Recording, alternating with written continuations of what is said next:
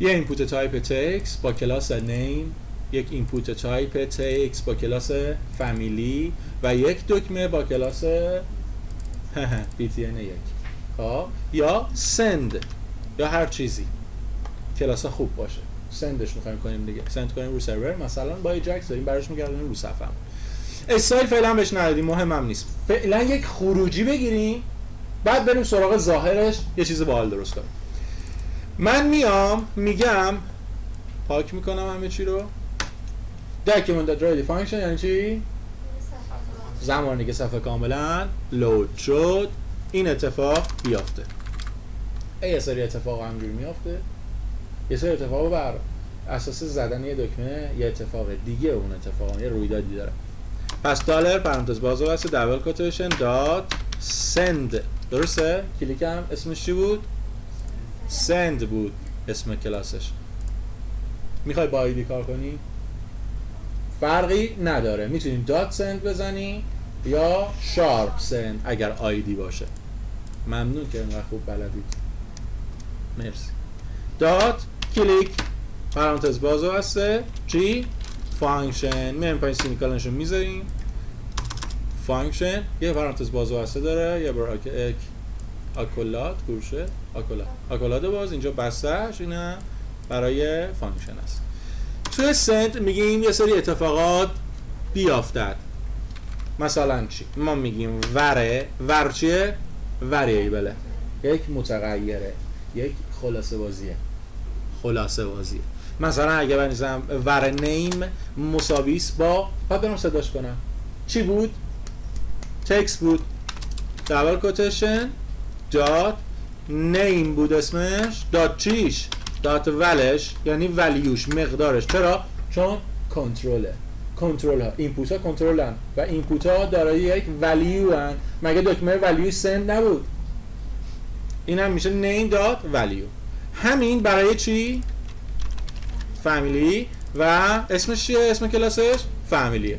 ما الان متغیرها رو نوشتیم، تموم. شما همینجا هم بلد بودید ولی انجام نداده بودید، درسته؟ ما اومدیم تکسی که اینجا وارد میکنیم برای نیم رو میریزیم توی نیم.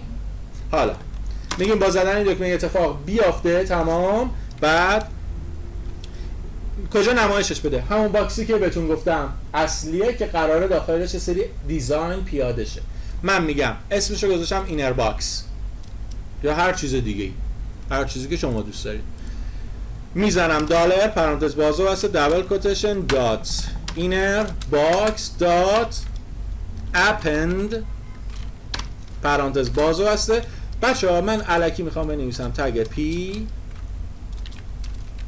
سلام، نگاه کنید، سلام هی میزنم، هی سلامو به من میده. خب درسته تا اینجا؟ اوکی. حالا به جای سلام می نویسم دبل کوتیشن و داخلش به علاوه نیم. حالا اگر من اینجا بنویسم سلام یا بنویسم نیما، اینجا میزنه نیما.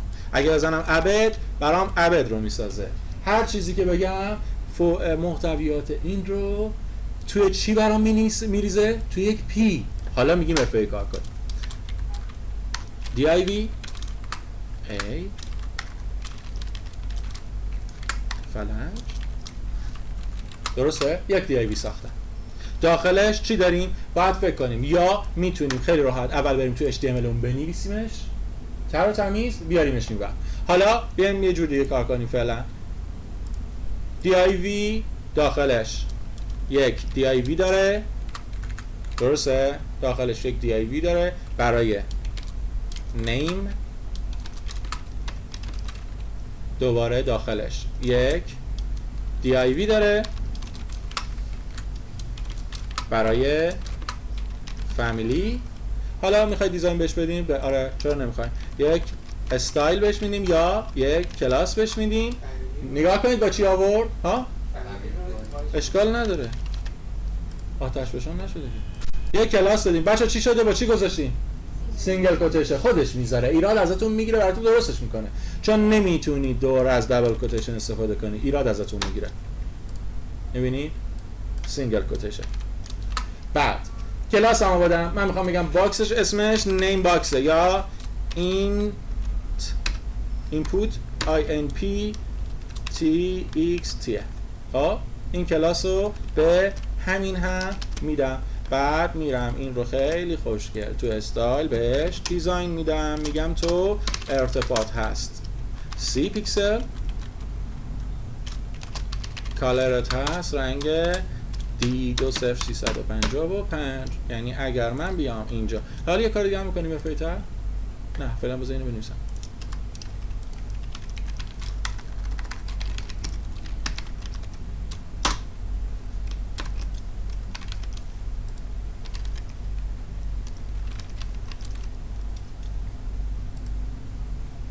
خب ببینیم چرا استایلو نخون، چرا فراخونش نکردم. اوکی CSS رو گفتم برای بهتر کار کردن اول بنویسید ها.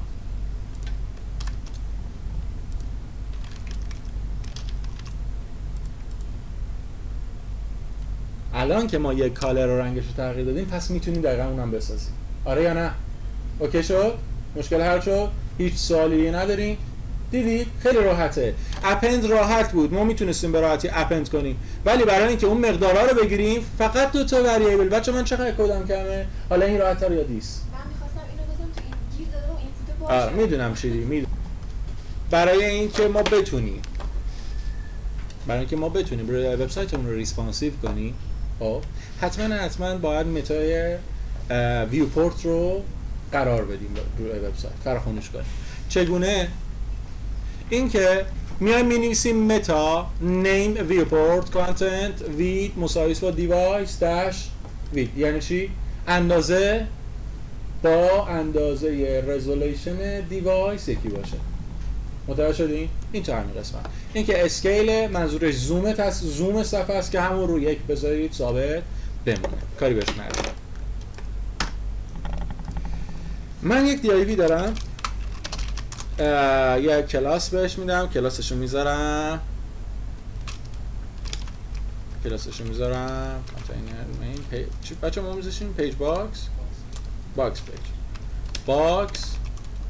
پیج.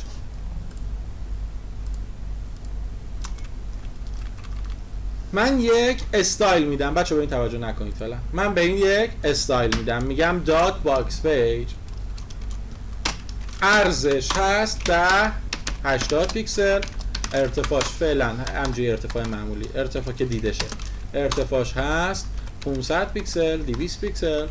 بعد یک بوردر دارد، بوردر 1 پیکسل، یک سولید و یک کد رنگ. ببینیمش به این حالت.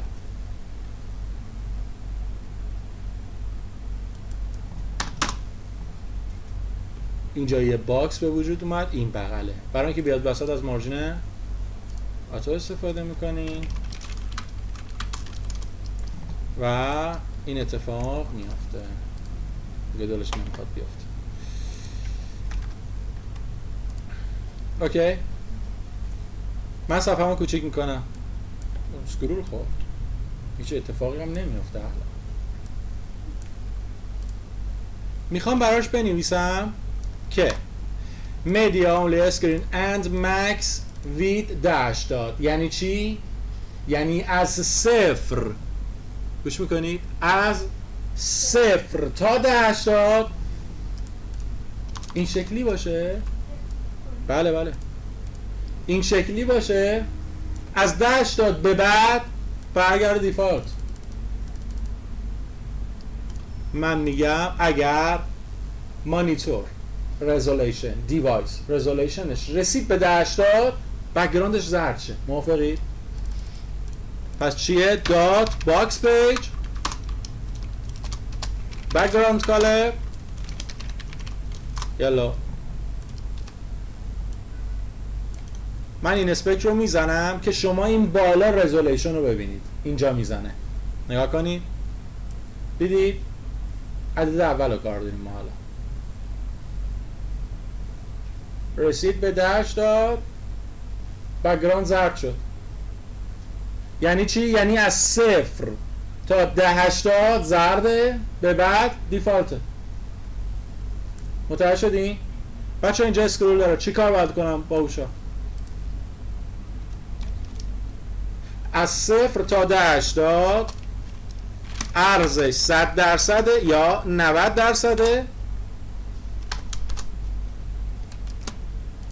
ببخشید نشونش میکنه. نگاه کنی.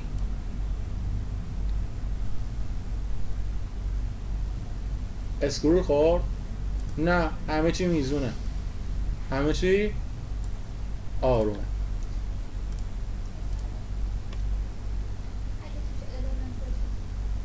میخوام بگم پس تو باکس پیجمون حالا المنت میذاریم. باکس پیج چی بود خانم عباسیان؟ همون صفحه اصلی همون بود، پس مطمئنا توش المنت های دیگه ای هست. من میخوام بگم داخلش یه سری المنت وجود داره مثل آیتم که این استایلشه. چیه؟ ارزش 200 پیکسل، ارتفاعش 200 پیکسل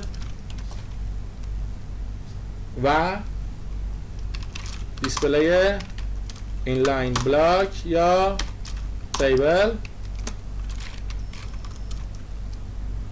و پدرش که باکس پیج باشد، تکست الاینش سنتره. تعدادشون رو میبرم بالا. بله.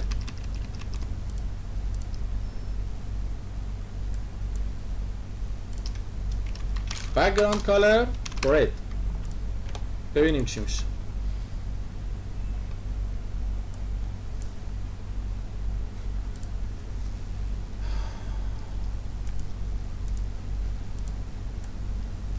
اوکی.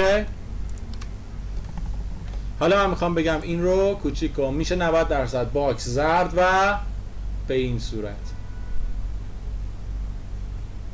درست شد؟ حالا ما میگیم استایلش رو نگاه کنید بچه ها. باکس پیج اینجا یک ارتفاع 200 پیکسلی داره. من میتونم بیام اینجا بگم از 1080 که قرار همه چی به هم ریخته بشه بگم ارتفاعش آتو بشه؟ بله میشه. به هم خورد چیزی؟ نه. خیلی مرتب، خیلی ترتمیز این اتفاق افتاد. بچه هر استایلی ها هر چی دلتون بخواد اصلا اگر رسید به 80 بیاد ریپلیس کنه یه سری چیزا رو، بیاد کوچیک و بزرگ کنه رو قسمت که من دلم میخواد. یعنی چی؟ یعنی بگم آیتم ارزش اگر رسید به اون کوچیک بشه، حتی بشه 100 پیکسل، ارتفاعش هم بشه 100 پیکسل، اصلا برده رادیوس بگیره.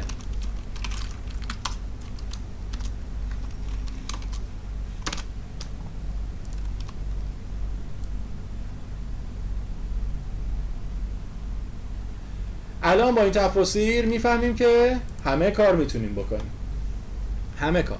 بچه فقط چیزهای جزئی رو کلی رو بهتون الان میگم. نگاه کنید.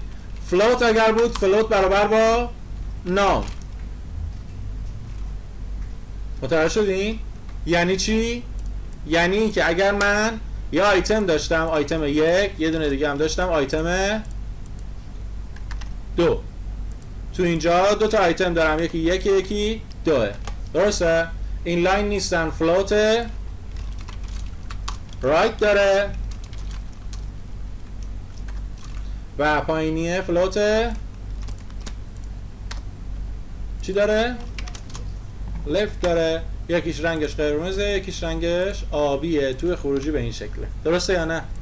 من میخوام بگم به 1080 که رسید، به 1080 که رسید آیتم 1 و آیتم 2 چیشن؟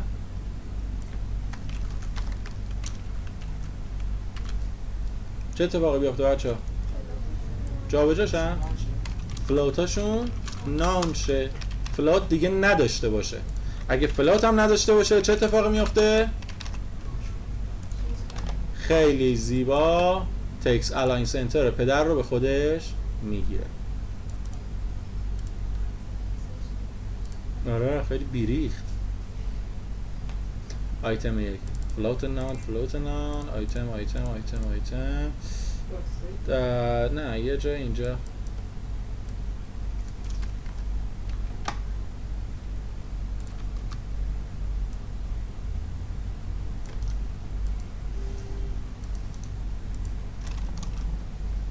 مگه تکس الاین نداشت؟ آها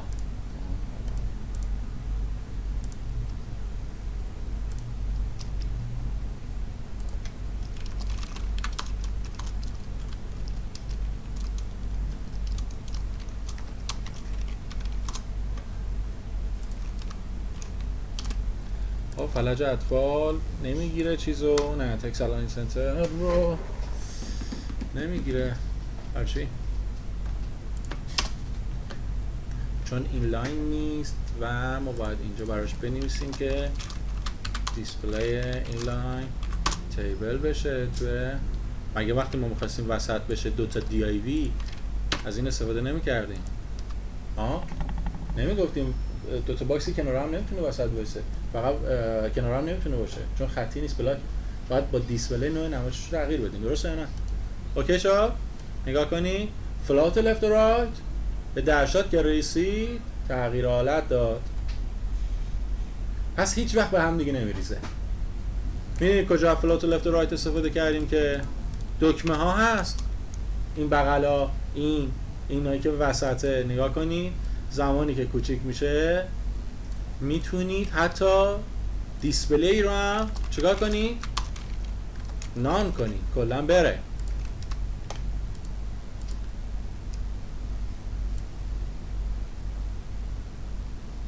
میتونید یه سری مرتبط که به درتون نمیخوره بره. مثل چی؟ مثل منو داره کوچیک میشه، مگه تو موبایلی همیشه اینجا ست خط نمیبینی؟ اینا قبلا ساخته شده، فقط دیسپلیشون نانه. آفرین، مرسی. دقیقاً الان اونها نان شد، این بلاک شد، هیچ وقت هیچکی نمیدونه تا زمانی که کوچیکش نکنی نمیدونه هم چیزی وجود داره. اینا چی بوده؟ فلوت رایت بوده و یه حجمی مثلا 100 پیکسل، 120 پیکسل، 100 پیکسل. زمانی که کوچیکش کردیم گفتیم چی بشه؟ ارزششون بشه 100%. درسته؟ 100% اون باکسی که اونجا وجود داره. بچه‌ها بقیه چیدمانو اون کسی که دوست داره اون دیزاین رو طراحی داره میکنه میشینه. یه چیز دیگه من الان گفتم تا کی؟ تا کجا؟ تا چه تا عددی؟ 80. آقا من میخوام شخص سازی کنم، اینجوری دوست ندارم. آفرین، هر حالتی تو هر عددی که دوست داری. من میخوام بگم تو 320 برای موبایل وایسا، میخوام بگم به این مرحله که رسید مثلا این باکس دایره هاشون نارنجی بشن یا مثلا دایره بشه خیلی کوچیک شه، انقدر درشت نباشه که یه دونه جا بشه، میخوام 2 تا جا بشه. تو موبایلم مثلا 2 تا باکس داشته باشم، حالت‌ها رو تغییر میدم، تکس‌ها رو از بین میارم، فقط عکس‌ها بمونه. یا مثلا بگم که تو 320 که رسید وقتی دارم کوچیک میکنم دیگه مثلا آیکونا و تکس‌ها که کنار همه، حالا تو این ندارم، نمیدونم کجا الان دارم، تو اون سایت نوشتم. دیدید بغل اینها یه عکس هوم بعد نوشته جلو صفحه نخست مثال، بعد نوشته مثلا عکس یه دونه گالریه، آیکون گالریه، بعد کنارش تکست گالری وجود داره. زمانی که اینو کوچیک میکنم تکست‌ها رو از بین میبرم، فقط میذارم آیکونا بمونه. جا کمتر میشه، راحتی اون طرف میدونی این آیکون مال چیه دیگه. اینا رو میتونید تنظیم کنید تو حالت‌های مختلف. مثلا بگیم تو حالت 320 این باکس ها چند 200 هن، عرضشون بشه مثلا 50 پیکسل، ارتفاعشون هم بشه 50 پیکسل. همین حالت برای اونیکی باکس. نگاه کنید اینجا رو.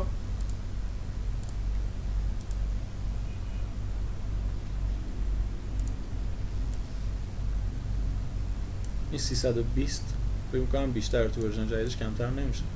بگیم 500. آره این کوچیک‌تر از این نمیشه چیز رزولوشن. نگاه کنی این حالت، این یه حالت، این حالت 320 است. شما دلتون میخواد تو این حالت یه جور دیگه نمایش بدید، پس میتونیم عدد بدیم 320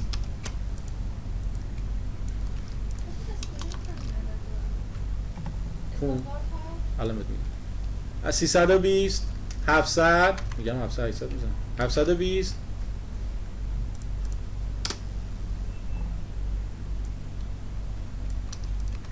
میتونیم بگیم 976 پیکسل و 1080. از 1080 رو یادم اون حالت عادی، حالتی که روی سرور دیفالت نوشته. شما میتونید برای هر کدوم اینا بنویسید. حالا استاندارد بودنش چیه؟ بچه‌ها شما دارید این ریسپانسیو رو برای چی می‌نویسین؟ برای وبسایت کی می‌نویسید؟ خودتون. طراحش که خودتونید. پس حالت دست خودتونه. چجوری تنظیم کنید که المانتاتون به هم نریزه. ولی حالت‌های موبایل 320، حالت تبلت 700 تا 720، حالت‌های لپتاپ‌های سایز خیلی کوچیک 976، 1080 سایز استانداردی که ما داریم باش کار می‌کنیم. که تو این مانیتور، تو مانیتور لپتاپاتون معمولی‌ها فکر می‌کنم لپتاپ تو 976 ها 1080 جواب میده، اسکرول می‌خوره. جواب میده. از اون کوچیک‌تر واقعا داریم یه ذره کوچیک‌تر.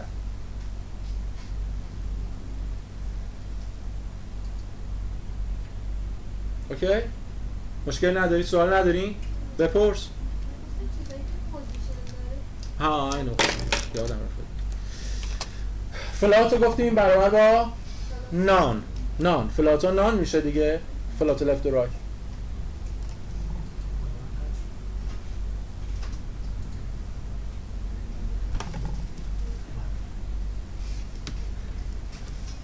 فلات ها چی میشه؟ همه دارم میخندی، چون نمیخندی؟ خندی. فلات ها برابر با نان میشه اگه بخوایم فلات نشه باشه، و پوزیشن برابر با، نگاه کنید، پوزیشن برابر با استاتیک، برمیگرده به حالت غیر پوزیشنی. میگیم لفت و رایت تاپ و باتن دادیم، اونا چی؟ زمانی که پوزیشن نداشته باشه لفت و رایت تاپ و باتن کار نمیکنه. جای چی برمیریزه؟ نه نگاه کن خانم، من اینو پوزیشن دادم.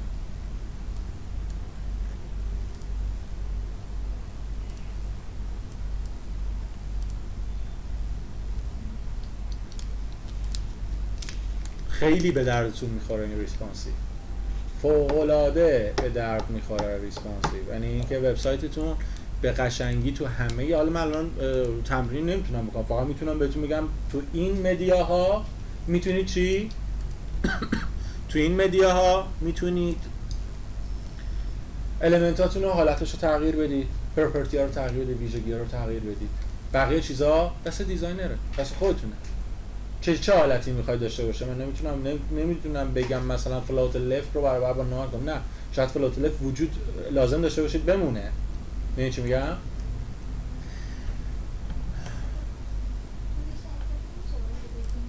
پوزیشن استاتیک، پوزیشن حالتهای پوزیشن فیکسد و ابسولوت رو از بین میبره. فلات مگه برابر با نان کردن نمیبردن حالت پوزیشن فلات رو، این پوزیشن خود اون المنت رو از بین میبره دیگه، نیست با حالت ریلیتیو، انگار ریلیتیوه دیگه. وقتی پوزیشن ریلیتیو دیگه هیچ اتفاقی نمیافته، این همونه، هیچ چیزی نیست.